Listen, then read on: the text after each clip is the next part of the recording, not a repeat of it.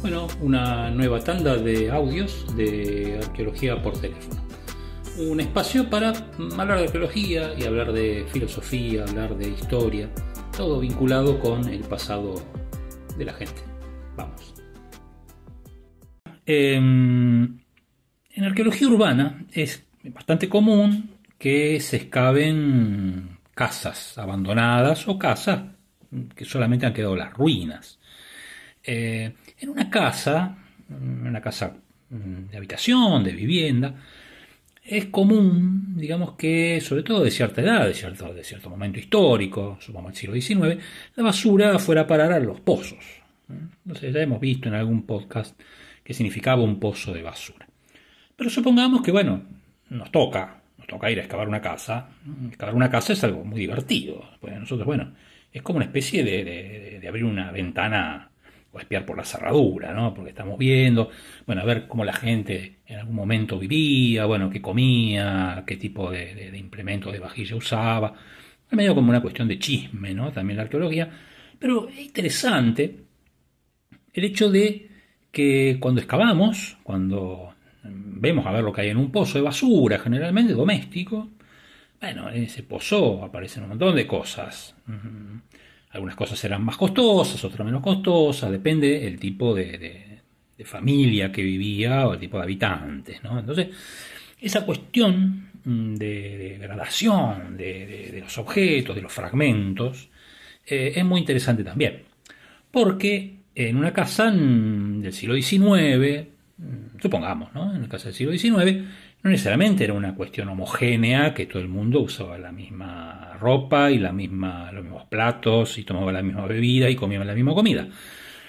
Depende de qué época del siglo XIX estemos considerando. Bueno, puede ser que haya esclavos o haya sirvientes, que la familia haya tenido parientes pobres o en refugio, los centenados, que eran comunes. Puede ser que hayas tenido huéspedes que no tenían el mismo estilo de vida que la familia que hospedaba. Hay distintas variables, pero el pozo de basura va todo. El pozo de basura va todo. O sea, en el pozo de basura, la basura del esclavo y la basura del amo va junta. Entonces, ese es un primer tema, ¿no? La discriminación de lo que estamos encontrando. Cómo yo clasifico esa basura para no cometer errores, ¿no? Hay algunas cosas que son relativamente sencillas. Si tengo platos de lujo y ingleses, de pasta roja, con dorados, lo que en un momento, digamos, fue muy costoso, a menos que, bueno, que haya un esclavo que se le ha otorgado ese tipo de objeto, y probablemente sea del amo, del patrón de la casa, ¿no? Digamos, de la familia que posee el esclavo. Recordemos que los esclavos eran cosas. En algunos casos, bueno, también es fácil identificar algo que sí era de los esclavos, y junto a esa losa costosa aparecen ollas de barro muy primitivas, modeladas a mano, y es muy probable que sea de los negros, de los esclavos. Entonces, bueno, puede aparecer pipas también de barro, etc. Pero acá aparece otra dificultad que no tiene mucho que ver con esa gradación. ¿Por qué? Porque las casas que podemos encontrar de ese tipo no están todas las que se edificaron en la época en la que se usaron esos fragmentos. O sea, encontrado una casa colonial, es probable que haya habido muchas, pero solamente encontramos una. Y acá aparece una gran tentación, pero una tentación enorme. Creer que una golondrina hace verano. O sea, si yo tengo una casa colonial donde se usaba determinado elemento, que puede ser cualquiera, una botella, o determinado elemento como remedios o implementos de limpieza, etc., que absolutamente todas las casas coloniales usaban lo mismo. Acá, bueno, tenemos un problema que es de la parte por el todo, digamos en filosofía. O sea, si yo tengo un hecho, si lo puedo extender a una universalidad, entre comillas, obviamente no va a ser a todo el universo, pero sí a todos los casos posibles dentro de mi categoría casa colonial o familia colonial.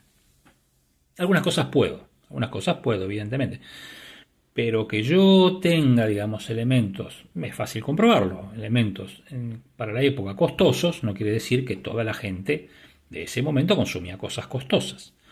que yo haya encontrado elementos propios de los esclavos, no quiere decir que todas las familias tengan esclavos. Los esclavos eran objetos y eran objetos costosos, costaban 200, 300 pesos, lo cual era prácticamente una casa. Costó una casa. Entonces eso es una gran tentación, creer que la parte representa el todo.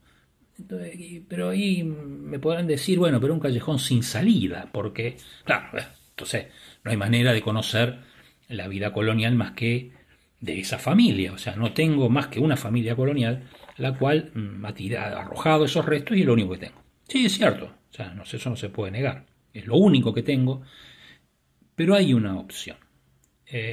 Generalmente las familias han dejado otros rastros, han dejado papeles, han dejado documentos, no fotos, obviamente, la familia colonial no iba a dejar fotos, pero sí retratos, y ahí sí se puede empezar a hacer un encadenamiento.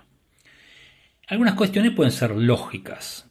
Ningún comerciante va a traer cierto elemento repetitivo si no sabe que se va a comprar.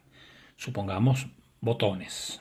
Entonces, en una época en que la ropa se cosía en casa o se cosía, no era de fábrica, no era industrial, es muy probable que si hay botones, esos botones se trajeran en gran cantidad. Por lo tanto, y bueno, ya descarto que los botones encontrados, yo digo que pueden haber sido usados por mucha gente de la clase, digamos, determinada clase colonial. También puedo decir, bueno, si había esclavitud y encuentro una pipa de cerámica, una pipa de barro, puedo decir al revés. Bueno, los esclavos fumaban, o sea, a menos que este sea un caso, y ahí tengo que ir a ver la iconografía, a ver si encuentro dibujos, cuadros, retratos de esclavos fumando. También puedo ver, bueno, relatos, donde aparezcan determinadas narraciones o descripciones.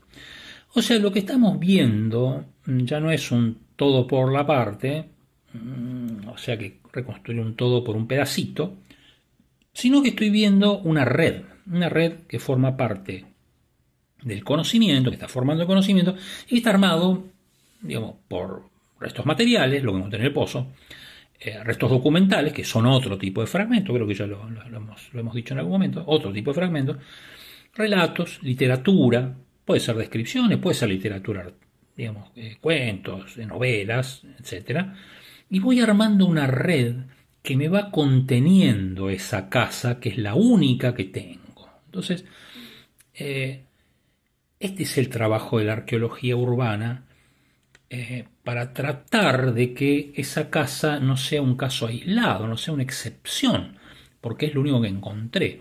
Entonces justamente la arqueología urbana lo que trata es que esa golondrina sea una especie, y una especie que llega en el verano, no es un pájaro embalsamado, digamos, que está ahí aunque sea invierno. Entonces, no, lo que se trata es justamente de insertar los fragmentos que encontraron en el pozo, en ese pozo de basura, que puede ser una letrina también, tranquilamente, ese pozo de basura, todo lo que he encontrado, meterlo adentro de una trama que le da sentido y que llamamos contexto histórico. Entonces, ese es el trabajo mayor de quien hace arqueología. Por eso que la excavación, que es tan romántica y tan, digamos, que nos gusta, porque ahí, bueno, tomamos mate y charlamos y nos ponemos la gorrita y tomamos el pincel y el cucharín. Bueno, es solamente el comienzo de una trama que trata con mucho trabajo de saber justamente cómo se vivía en la época colonial.